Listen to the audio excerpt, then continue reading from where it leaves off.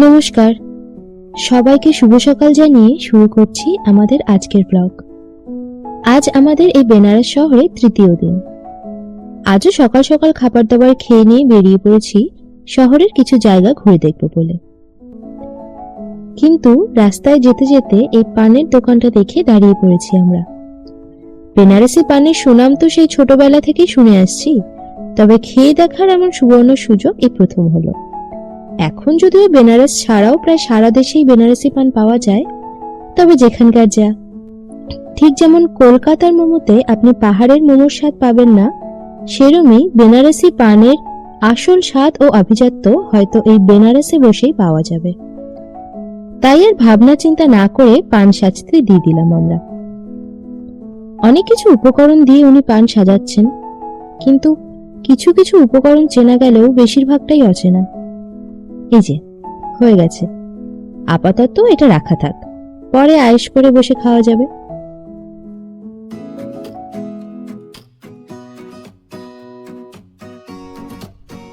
এবার আমরা চলেছি দশাশ্বমেধ ঘাটের উদ্দেশ্যে। বেনারসের এই অলিগলির ভেতর লুকিয়ে রয়েছে বহু ইতিহাস। দুই পাশের বাড়িগুলো বেশিরভাগই বহু পুরনো। কত না জানা ইতিহাসের সাক্ষী হয়ে দাঁড়িয়ে রয়েছে তারা, তাই না? এই গলির শেষে আছে একটা বাজার, বেশ জমজমাট। তার ভেতর দিয়েই হেঁটে চলেছি আমরা। যেতে যেতে এই দোকানটা চোখে পড়ল। ঘর সাজানোর প্রচুর জিনিস এখানে রয়েছে। শ্বেত পাথরের বিভিন্ন শোপিস, শৌখিন ধূপদানি, বিভিন্ন পশু পাখির মূর্তি, অ্যাশট্রে, আরো কত কি। এইখান থেকেই মা নিয়ে নিল দুটো মূর্তি। এই মূর্তিগুলোর দাম কিন্তু এখানে যথেষ্ট কম। আমাদের শিলিগুড়িতে এর দাম প্রায় দ্বিগুণ হতে পারে। যাই হোক, ওখানে আর বেশিক্ষণ না দাঁড়িয়ে আমরা চলে এলাম আমাদের গন্তব্যস্থলে। এই সেই দশাশ্বমেধ ঘাট, সুন্দর সাজানো গোছানো একটা জায়গা। কাশী বিশ্বনাথ মন্দিরের একেবারে কাছেই রয়েছে এই ঘাটটি। হিন্দু পুরাণ অনুযায়ী ভগবান ব্রহ্মা নাকি মহাদেব শিবকে উপহার দেবার জন্য এই ঘাটটি বানিয়েছিলেন। আবার অনেকে এটাও বলেন যে ব্রহ্মা এই ঘাটে 10টি অশ্বমেধ যজ্ঞ করেছিলেন, সেই থেকেই এর নাম দশাশ্বমেধ ঘাট। আর সবচেয়ে বড় কথা হলো, এটি বেনারসের পুরনো ঘাট, সবচেয়ে পুরনো ঘাট। পেশোয়া বালাজি বাজিরাও এই ঘাটটি বাধাই করেন 1748 সালে। এরপর আবার 1774 সালে ইন্দোরের রানী অহল্যাবাই হোলকার এর পুনর্নির্মাণ করেন। রোজ বিকেলে এই ঘাটেও অপূর্ব গঙ্গা আরতি হয়। সূর্যাস্তের পর প্রায় 45 মিনিট ধরে চলে সেই আরতি।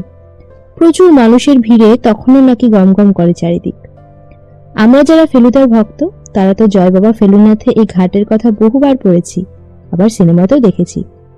সেই যে মগনলালের বিশাল বজরা ভেসে আসছিল নদীর ধার দিয়ে, আর ফেলুদা, তোপসে, জটায়ু 3 জন ঘাটে বসে এক দৃষ্টে তাকিয়েছিল সেদিকে, মনে পড়ে?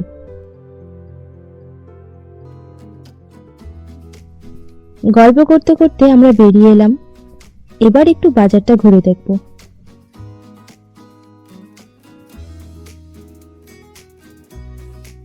এখানে প্রায় সব জায়গাতেই পাওয়া যায় নানা রকমের লস্যি। তাই আজ বাজারে যখন এলামই, এখানকার লস্যির স্বাদটাও একটু নিয়ে নিই।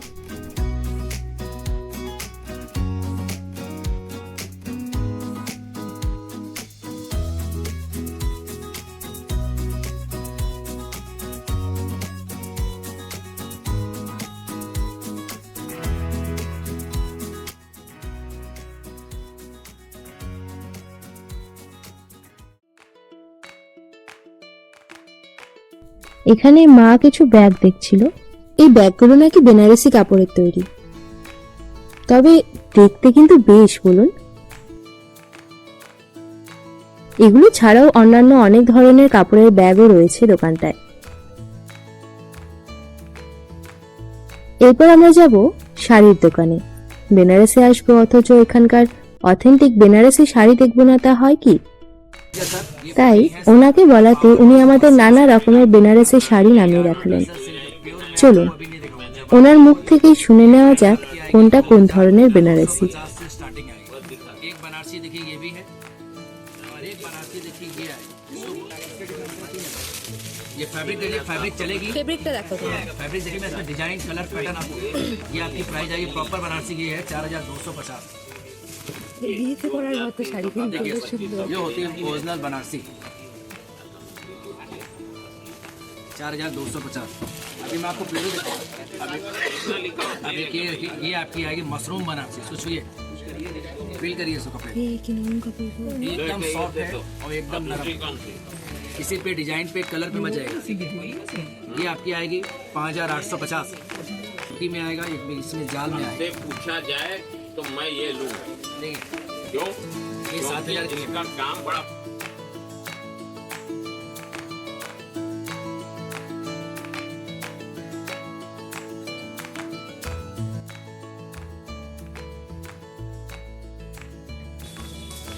अभी तक में हमने जो भी साड़ी दिखाई है सब पावर लूम मशीन से बनी हुई दिखाई। अब मैं आपको दिखाऊंगा जो ओरिजिनल बनारसी होती है वो। अब देखिए हैंडलूम में साड़ी में सर वजन नहीं होता, अब इसको फील करिए। ये 100 साल पुरानी डिजाइन है मैम, और ये आज भी चल रही है और चलती रहेगी, ट्रेडिशनल बनारसी। ये आपकी शादी की बक्से में एक आध साड़ी शायद होगी तो होगी, ये ओरिजिनल हैंडलूम बनारसी है सर। और इसको कहीं से भी मैडम, कहीं से भी इसमें मशीन का काम नहीं है। देखिए ये प्योर ব্লগটা ভালো লাগলে একটা লাইক, কমেন্ট ও শেয়ার করে দেবেন। আর পারলে আমাদের এই ছোট্ট চ্যানেলটা সাবস্ক্রাইব করে দেবেন। আজ তাহলে আসি, টাটা।